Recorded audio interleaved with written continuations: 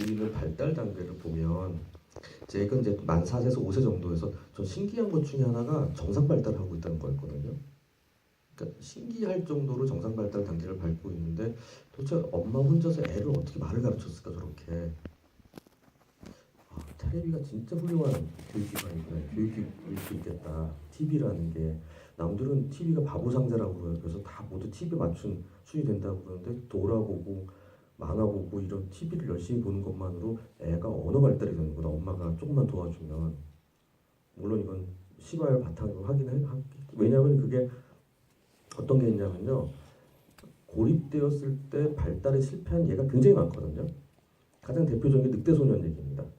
그러니까 밀림에서 늑대 사이에서 자라난 아이를 6살, 7살쯤 되는 아이를 데려다 다시 키웠지만 사회화를 만드는 데 실패했다. 뭐 이런 신뢰도 있고요. 그 다음에 이제 그 고립은 아니지만 애를 제대로 돌보지 않았을 때 생기는 문제가 이제 대표적인 루마니아에서 일어난 일인데요. 루마니아 정권에 그 차우체스크라는 독재자가 있었죠. 그 사람 생각하기에 우리나라가 약한 건 사람 수가 적어서 그렇다고 생각했어요. 그래서 인구를 많이 만들어야 되겠다.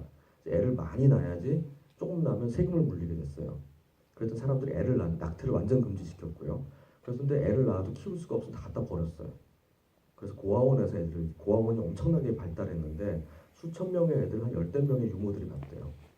그냥 그 철사에 해가지고 우유만 준 거예요 주로.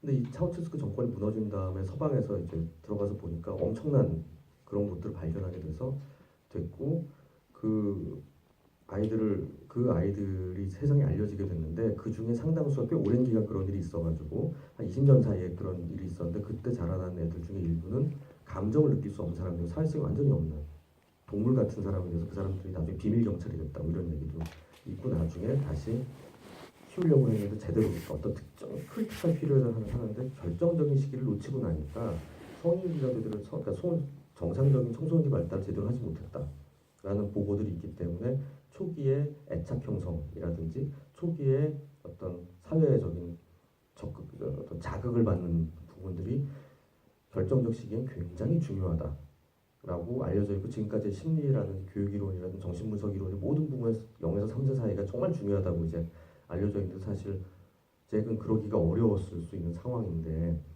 굉장한 정상 발달을 하는 걸 보면 대단히 놀라운 일이고 그만큼 엄마랑 애랑 1대1 관계만이라도 굉장히 충분할 수도 있겠다라는 생각을 하게 됐습니다.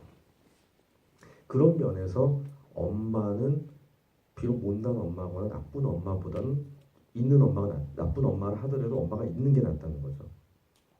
마지막 장면에 조이가 얘기하잖아요. 마지막 후반부에 그 침대에서 얘기하면서 너 네가 이 머리카락을 줘서 내가 다시 건강해질 수 있는 힘을 투닥거려 그러면서 너무 미안하니까 다시 그러지 말라고 하면서 나는 좋은 엄마가 아닌가 봐라고 얘기하는데 그 영어 대사로 good enough mother라고 I'm not a good enough mom이라는 얘기를 해요. good enough mom이라는 게 그 위니컷이라는 정신분석가가 한 얘기예요 사실은. 그러니까 좋은 충분한 엄마가 제일 좋은 가장 적절한 부모는 뭐냐 good enough mother라고 얘기하거든요. 그 단어를 쓰고 있더라고요. 그래서 애가 아니야 엄마는 나 good enough mother가 아닌가 봐 그랬더니 엄마가 잭이 아니야 엄마는 엄마잖아라고 얘기를 하죠. 이게 이 장면 이 영화의 핵심 중에 하나입니다. 그러니까 그 엄마는 내가 얘를 위해서 더 좋은 자리를 만들어줬어야 되는데라는 생각도 하는 죄책감도 있었지만은 그러니까 자꾸 애 보는 데서 자살 시도도 하고 제가 갑자기 어느 순간 내가 가진 게 너무 없다는 생각이 들어서 나는 좋은 엄마, 좋고 충분히 애를 위한 엄마가 되지 못했다고 생각했지만 사실은 제게는 엄청난 사람이었던 거고 그리고 지금 제게 발달을 보면 충분한 엄마라고 저는 생각이 돼요. 이 시기에는 지금 애기 하는 행동들, 룸 안에서 했던 행동들 보면 매일마다 아침마다 의자 1번 안녕, 의자 2번 안녕 하고 화분 안녕 이런 거 하죠. 이제 그게 이제 전형적인 우리가 애니미즘이라고 얘기하는 물활론적인 사고를 요 시기에 갖고 있습니다. 그러니까 뭐냐면은 똥 물내릴 때 안녕하거든요, 애기들이.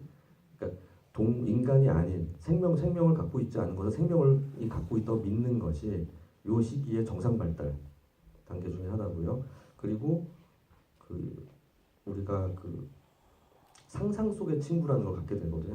한 10명 중에 2~3명 정도는 상상 속의 친구라는 걸 갖습니다. 그러니까 이미지너리 컴패니언이라고 얘기하는데요. 그게 뭐냐면은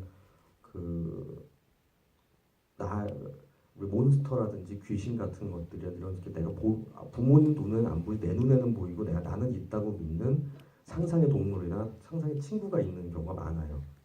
한국에서는 참 별로 안 드러난다고 얘기를 했는데 미국 애들의 그 조사를 해보면 20% 정도에서 발견되거든요. 얘는 럭키라는 개가 있었죠. 그걸 만들어내는 게 이상한 게 아니라 정상이라는 겁니다. 그리고 이 머리카락을 기르고 있고 그럼 그게 내 힘을 솟는다고 하는 판타지를 갖고 있는 것들도 아이가 가지고 있는 정상적인 환상과 현실 사이의 경계가 아주 불분명한 시기에 환상이 상당히 많은 영향을 주고 있는 부분이라고 볼 수 있습니다. 그리고 이 시기가 사실은 요 부분은 약간 2.5세, 3세에 있어야 될 걸 지금 얘는 5세에 처음 경험하게 되는 것 중에 하나가 대표적인 게 뭐냐면 엄마와의 분리거든요. 그러니까 얘는 한 번도 엄마랑 10m 이상 벗어나 본 적이 없죠. 그러니까 얘가 갖는 제일 큰 문제는 그거였어요, 사실은. 근데 엄마가 병원에 입원해 버리고 난 다음에 본의 아니게 분리를 갑자기 당하게 됩니다. 근데 사실은 굉장한 반응을 보여야 되는데 애가 안 보이게 되는 이유는 뭐였을까? 뭐였을 것 같으세요? 뭘 갖고 있었어요? 이빨. 예. 엄마의 이빨 충치 뽑은 거를 애한테 줬고 애가 쥐고 자죠. 엄마가 사라진 다음에 그걸 이제 우리가 이행기 대상이라고 얘기하는 존재입니다. 그게.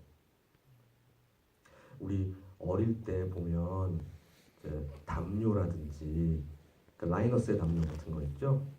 내지는 인형, 강아지 인형 같은 거 막 거의 뭐 걸레가 될 때까지 들고 다니던 것들 생각할 거야. 아니면 작은 애기 베개 같은 거 물고 빨고 하는 베개 꼭 애기들 중에 그거 꼭 챙기는 애들이 있어요. 그게 뭐냐면은 내 마음 안에는 엄마가 눈에 보이지 않으면 사라졌다고 생각해요. 아주 한 살.